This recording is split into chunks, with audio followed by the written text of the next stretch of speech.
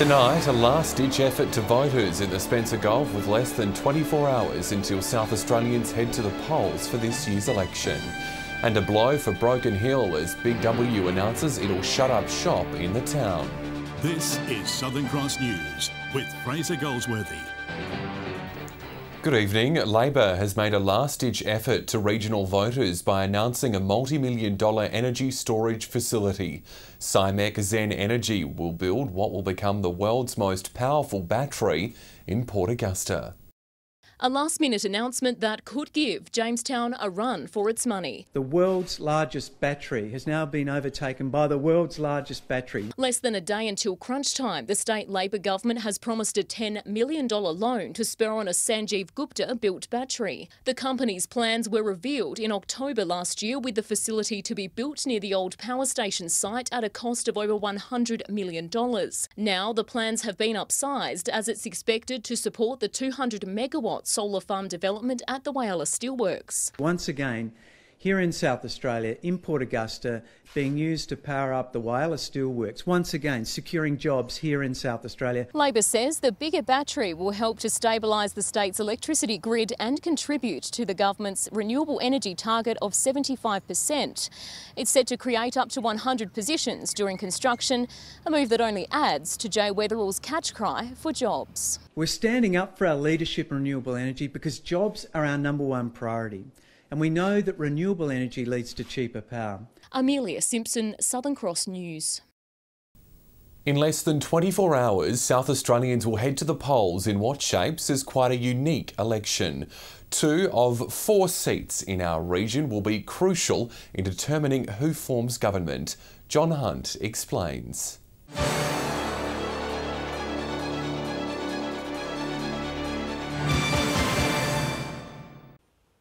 The 2018 state election is a little more exciting than usual. Why? Well, this time around there are 3 major players contending for government in tomorrow's poll. And in this part of the state, 2 seats could end up being crucial in which party goes to the governor next week. First, let's have a look at the 2 numbers that'll matter. 47 seats will be contested across SA in the House of Assembly, with 24 the magic number needed to form government. Let's have a look at 2 of the seats likely to be retained by the current MPs. We'll start in Flinders, an electorate covering the Lower EP and Port Lincoln. Contested at the first Parliament in 1857, it's staunchly Conservative, having just 2 Labor MPs in its 161-year history. It's also the safest seat, with a 29% swing needed to turn it from blue to red. Liberal Peter Treloar is almost certain to hold on to it for a 3rd term, with prison worker Julie Watson a rank outsider for Labor. Moving up to Port Augusta now and into the seat of Stewart, one of the 2 large outback seats. Dan Van Hol's Pelican has turned this from a marginal Liberal seat into a safe one since 2010, holding it by 20%. It might have put people off, with only 3 candidates running. Labor's Khadija Thomas will have her work cut out, overcoming the shadow energy minister. Moving on now to the 2 seats that'll shape the night. First up is Frome, centred around Port Pirie, Crystal Brook and Clare. Generally Liberal heartland, it's been held by independent Jeff Brock since 2009, with his margin increasing to 10.5%. However, his decision to join a Labor cabinet in 2014 might work against him with Conservative voters. He'll face a tough challenge from well-known local Liberal candidate Kendall Jackson, who is hoping for second-time lucky, with preferences from Labor's Annette Elliott to be crucial. Recent polling from Galaxy showed Mr Brock set to retain his seat on a reduced majority. But with the seat traditionally blue, an unexpected large swing against him would boost the Liberals' chances of forming government. Alternatively, if Mr Brock retains it and we have a hung parliament, he could be kingmaker once again. And finally, we focus on Giles. Held by Labor since 1993, its hold on the seat has been whittled down to a marginal 5.7%. First-term MP, Labor's Eddie Hughes has been struggling in a tough fight against SA Best candidate, the current councillor Tom Antonio. It's been a bitter and nasty campaign that's literally divided the electorate, with polling showing them deadlocked at 50-50. SA Best polled at around 26% here at the federal election, and in reality only need to finish second, with Liberal preferences likely to flow to Mr Antonio. Where Liberal Mark Walsh finishes will be the difference on the night. So it'll be a big night, and Southern Cross News will have a full wrap on Monday at 6:30 p.m, with all the reaction from election 2018. So join us then. John Hunt reporting there. To some other news now, and 80 locals will lose their jobs after department store Big W announced it'll shut its Broken Hill store. The mayor is shocked at the decision, while Westside Plaza management says the town will be left in the lurch as a result. Big W has been a fixture in Broken Hill for 32 years, but after failing to reach a new lease agreement, it'll be shutting up shop in 3 months' time. Nothing in my spectrum thought they'd close Big W in Broken Hill. Big W says it entered negotiations with the owners of Westside Plaza, but were unable to extend its lease. The sudden decision to close leaving many locals dismayed. Yeah, disappointed. Yeah, because we come here all the time. It's a huge surprise that they choose now to close down. Well, it's going to be hard, you know, people are going to have to go to Madura or somewhere else to buy stuff. The shopping centre's owner claims Big W had no intention of prolonging its long-standing lease. In a statement, it said it wanted to keep the store at the centre, but Big W was unwilling to negotiate. It even offered to reduce the rent and decrease its space, but claims Big W wasn't interested. It's unique, it's the only one of its kind in Broken Hill, and we really can't afford to lose a shop like this here, and jobs also. Big W says it'll meet with 83 team members to discuss options after the closure. When you imagine this space could potentially be empty, then it will affect the flow and affect to other shops. Because people aren't coming into this space to buy something, then they may not walk past the coffee shop or into the space next door. Sentinel Property Group says a number of national retailers are interested in taking over the space. Patrick Reinke, Southern Cross News. Slow internet speeds in Elliston are set to soon be a thing of the past. The latest in fibre technology is being installed, so the hospital, schools and businesses can now connect to the World Wide Web with ease. 2 years ago, Elliston's local hospital went without telecommunications for over 5 hours, placing patient lives at severe risk. When tourists come to town, the internet really just slows down to a crawl. Last week, Telstra launched 2 mobile base stations on the west coast, giving local customers the fastest in 4G internet. Now the telco has guaranteed the completion of Elliston's internet network by September. The hospital is going to get the latest and greatest. The school, which we can't underestimate the education in that precinct at the school there, they'll all benefit from this project. Over 7 kilometres of fibre cable is being laid from Woodner to Elliston. Difficult limestone forcing workers to bring in heavy machinery. A lot of engineering, there's a lot of project work, there's a lot of work happening behind the scenes for the outcome that we see today. The fibre will ensure the community, businesses and schools will never lag again. We'll be able to connect anywhere in the world from Elliston, which is really important. A network launch will be planned closer to completion. They're going to have the latest in telecommunications there. They're going to have the latest speed. Jason Kemp, Southern Cross News. After the break, a new world-leading facility to call Port Pirie home. We'll tell you more next.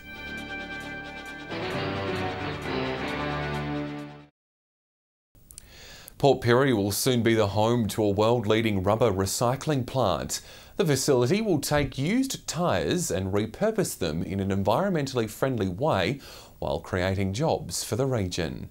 It's a world first and it's happening right on our doorstep. The new hydrocarbon recovery system will help dispose of landfill and used tyres, boosting energy stocks for South Australia. So if they can shred them up into a safe, transportable mode and then bring them over here. It'll be self-contained, leading to virtually no emissions into the atmosphere. They'll then produce oils and other fuels that'll hopefully one day be fed to furnaces at Port Pirie's smelter and Wyalla's Steelworks. The new multi-million-dollar facility is expected to create ongoing jobs for locals.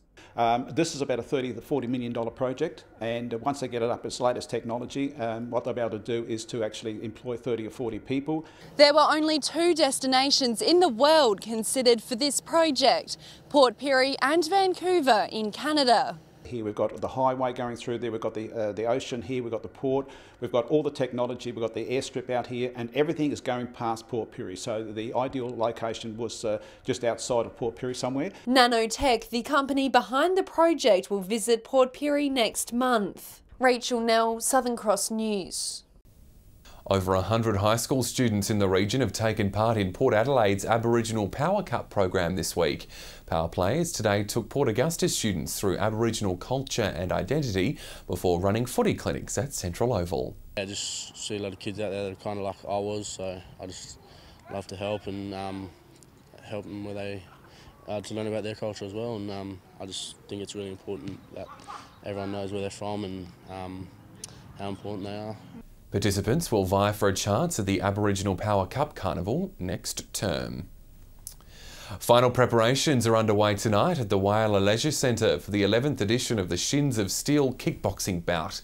12 rounds will take place with 3 state titles up for grabs, and a local lad will be taking centre stage.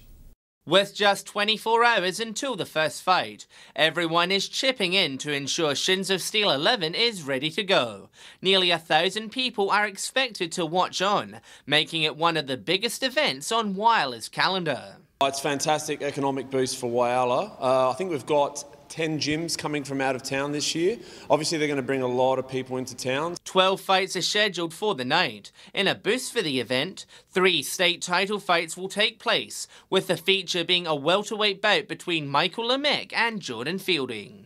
Strong Adelaide gyms that are representing their clubs and their gyms for those state titles. So it's going to be plenty of action in centre rings. Local gym Warlocks will be represented by James Smith. I'm hoping the community are going to get around the fight night. A little bit of weight on the shoulders being the only Whyalla representative, but I think I'm ready for the challenge. His coach is backing him to go one better than last year. He's ready, he's raring to go, so it's going to be a fantastic fight for him. Tickets will be available at the door. John Hunt, Southern Cross News. After the break, the Clare Valley sees an increase in tourism. We'll tell you why next.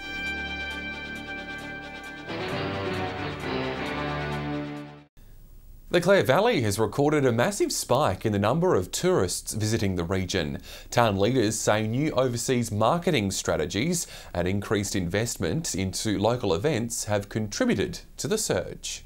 It's one of the region's best kept secrets, but not for long. The Clare Valley's tourism numbers are at an all-time high, with over 173,000 visits since 2014, an increase of 14%. You know, Clare has everything to offer right here on our doorstep. You know, we have the wineries and wonderful food right through to the outback and history within the Borough region. New events have been attracting large crowds, encouraging them to stay a little longer. Clare Classic, a cycling event coming through the Clare Valley in April, as well as the Blenheim Fest, the Clare Races, the Borough Picnic Races, gourmet event that showcases all our wonderful food and wine. New overseas marketing campaigns also helping to boost international visitors. Marketing the Clare Valley as a region and also individual businesses to the international market, and something that we plan to continue to do and grow in this market. Local businesses in the valley have been seeing the economic benefits over the years, with tourism dollars going straight back into their pockets. Tourists who are inclined to buy the art and the craft, the wines and so on and so forth. Rachel Nell, Southern Cross News. Some swimmers in Port Lincoln have received quite the surprise during their morning laps, spotting a group of baby seahorses. The rare sight attracting a big crowd of onlookers, with kids from the local primary school also getting a kick out of the spectacle. A phenomenon rarely captured in Port Lincoln. There's some over there. I've never seen anything like this before. Grouped together, hanging on to a piece of seaweed, baby seahorses spent their morning among local swimmers at the Port Lincoln jetty. Swimmers couldn't believe their eyes, with miniature horses never before spotted in the area. They're so cute, 30 or 40 of them on one little piece of weed, all throughout the shark cage here. Locals stunned by the rare sight. We've seen leafy sea dragons underneath the Tumby Bay jetty, but these are miniature little seahorses. Primary school kids on nearby excursion overheard the commotion and soon huddled to the pool zone in hopes of spotting the tiny creatures. If you look a little bit closer, you can actually see them a little bit well. And it wasn't long until the entire community was taking a peek. There's been a whole lot of the community come down this morning to check it out and see what we can offer in paradise in Port Lincoln. They're really, really cool. Jason Kemp, Southern Cross News. Setup is complete for tomorrow's St Pat's race meeting in Broken Hill, with crews working around the clock to ready the courses. Thousands are expected to flock to the racecourse, which has been made all the more special, falling on the actual St Pat's Day. It's a real Irish day, isn't it? St Pat's races on St Patrick's Day. Go green is the theme, and the whole town has gone green. We've pre-sold probably over 2,000 tickets. We've got more shade out here than we've ever had. The bars are stocked, the horses are in the stables. We're getting set, I think, for one of the great St Pat's in Broken Hill. Gates will open at 10 o'clock. Time now for cricket tips. Hello and welcome to Grand Final week of Port Pirie cricket. This Saturday at Port Oval sees traditional rivals Props and Wandera face off in yet another Grand Final. Props have been top all year but had to take the long way to the final after Wandera beat them in the qualifying final 2 weeks ago. Wandera have plenty of finals experience in their side, along with this year's Grua medalist Matt Thornton. Props don't have as many players with grand final experience, so we'll need Randall White, Peter Besson and Tate Bradley to help keep things calm in the Props camp. Grand finals in Pirie are traditionally low scoring with the extra pressure these games bring, so the side that can cope with that pressure the best will come out on top. This game could go either way. I'm tipping Props in a close one. Welcome to this week's Port Lincoln Cricket Tips. Prelim final week here in Port Lincoln, and going to be a cracker-jack of a game. Todd River last week, after being 2 for 70 chasing 106, were all out for 90, and will play this week against Tasmans, who are comprehensive winners over Charlton, bowling them out for 107 and doing it 2 down. Going to tip the Tasman boys to win this match and play Southern Air South in the grand final next weekend. Thanks for listening to the Port Lincoln Cricket Tips. Stay with us after the break. Amy will have all your weekend weather details. And Amy, the Spencer Gulf certainly heated up today. It certainly did, Fraser, with those summer temperatures returning just in time for the weekend. I'll have all the details next. Welcome back. Warmer temperatures for most parts today. 36 the top in Port Augusta, 32 in Whyalla. However, Adelaide only reached 27. Meanwhile, temperatures crept towards the low to mid-30s in all other centres. Checking the satellite, and some cloud over southern areas of the state. However, it will stay dry. The high pressure system passing over South Australia is continuing to keep skies mostly clear elsewhere. If you're planning to spend some time on the water over the weekend, there will be westerly winds up to 25 knots, seas will reach 1.5 metres and the sun will pop up at 19 past 7. Taking a look at tomorrow's conditions, and the warm temperatures will continue, with Port Augusta expecting a scorching 39. Coffin Bay will reach a cooler 22, however temperatures will hover in the 30s in all other districts. Looking towards early next week, and some cloudy days are on the way for Port Lincoln, 22 on Tuesday. After some showers over the weekend, temperatures in Cleve will hover in the low 20s, with similar conditions in Woodna. Further up the Gulf, and temperatures will hover in the mid to high 20s early next week in Whyalla, Port Augusta and Kadina after a warm Saturday. Similar conditions in Port Pirie with temperatures Similar conditions in Port Pirie, with temperatures creeping towards the high 20s early next week after a very warm 38 on Saturday. Clare can expect tops of 23, while conditions in Broken Hill will cool down slightly with a top of 26 on Tuesday. So Fraser, while the Spencer Gulf will experience an autumn heat wave this weekend, temperatures are set to cool down into the new working week. Good to hear. Thanks, Amy. And that's the local news tonight. Thanks for joining us. Enjoy your weekend. Good night.